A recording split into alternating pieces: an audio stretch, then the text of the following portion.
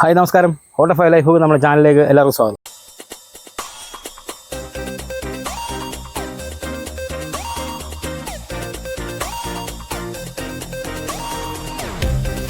നമ്മൾ ഇന്നത്തെ പരിപാടി എന്ന് പറഞ്ഞാൽ നമ്മളൊരു ബട്ടൂര ഉണ്ടാക്കണം. ബട്ടൂര അപ്പോൾ നമുക്ക് ഈസി ആയിട്ട് എങ്ങനെ ബട്ടൂര വീട്ടിലുണ്ടാക്കിയെടുക്കാമെന്ന് നോക്കാം. അപ്പോൾ നമ്മൾ ബട്ടൂര ഉണ്ടാക്കാനായിട്ട് ഒരു 1/2 കിലോ ഗോതമ്പൊടി എടുത്തിട്ടുണ്ട്.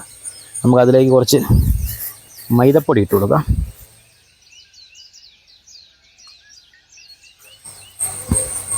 ബട്ടൂര നല്ലപോലെ പൊങ്ങി വരാൻ വേണ്ടി നമുക്ക് കുറച്ച് റവയും കൂടി ഇട്ട് കൊടുക്കാം. ഒരു നുള്ള് ഉപ്പിട്ട് കൊടുക്കാം. വലിയ പുളിയില്ലാത്ത കുറച്ച് തൈര് കൂടെ. നമുക്കിത് നല്ലപോലെ ഒന്ന് കുഴച്ചെടുക്കാം. ചിലതിൻ്റെ അത് ഈസ്റ്റും സോഡാപ്പൊടിയൊക്കെ ഇടും. നമ്മൾ ഇതൊന്നും ഉപയോഗിക്കുന്നില്ല. നമ്മൾ തൈര് മാത്രമേ ഇതൊന്ന് പുളിക്കാൻ വേണ്ടി ഉപയോഗിക്കുന്നുള്ളൂ. നമുക്ക് കുറേശ്ശെ വെള്ളം കൂടെ ഒഴിച്ച് നല്ലപോലെ കുഴച്ചെടുക്കാം.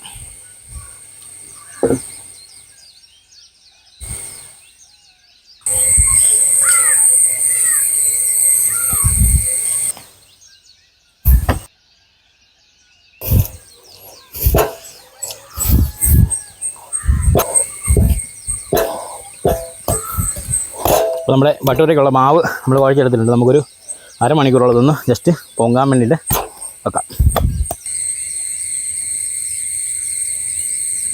ബട്ടൂരയ്ക്ക് കുഴച്ച് വെച്ചതൊക്കെ അത്യാവശ്യം പൊങ്ങി വന്നിട്ടുണ്ട്. അപ്പോൾ നമുക്ക് ഒന്നുകൂടെ ഒന്ന് ജസ്റ്റ് ഒന്ന് കുഴച്ചേക്കാം.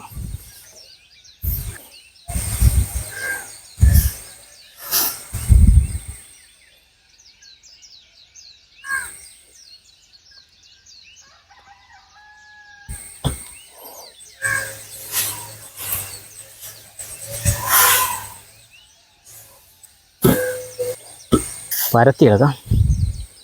കുറച്ച് മൈദ ഇട്ടേക്കാം.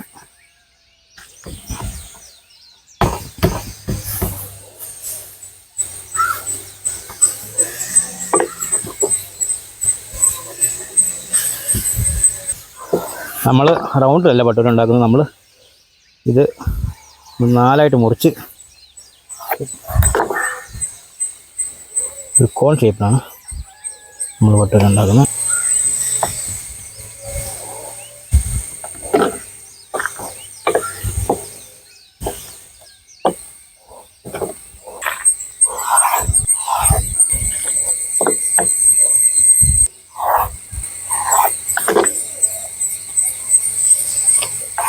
അപ്പോൾ നമ്മുടെ ബട്ടൂരയിൽ നമ്മൾ പരത്തി എടുത്തിട്ടുണ്ട്.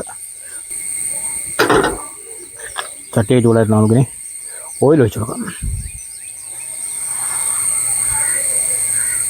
എണ്ണ ചൂടായിട്ട് നമുക്ക് ബട്ടൂര ഇട്ട് കൊടുക്കാം. ഉണ്ടോ, നമ്മുടെ ബട്ടൂരയൊക്കെ നല്ലപോലെ പൊള്ളി വരുന്നുണ്ട്. ഉണ്ടോ,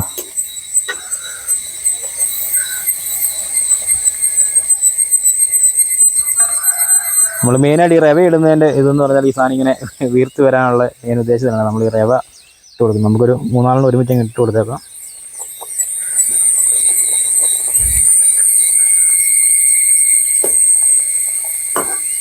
നമുക്ക് കോരിയിടാം.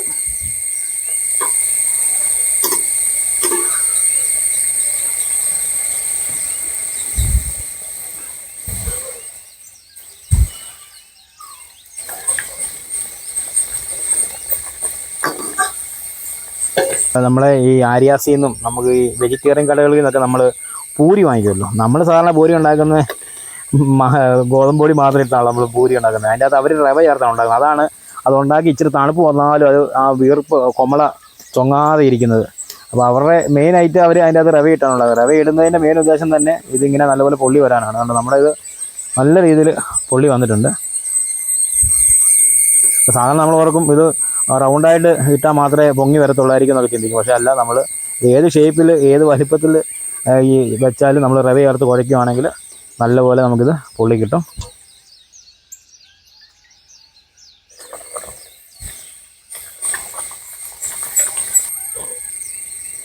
ബട്ടൂരയെല്ലാം റെഡിയാക്കി എടുത്തിട്ടുണ്ട്. തണുത്തതിൽ നിന്ന് 2 എണ്ണം എടുത്ത് നോക്കാം.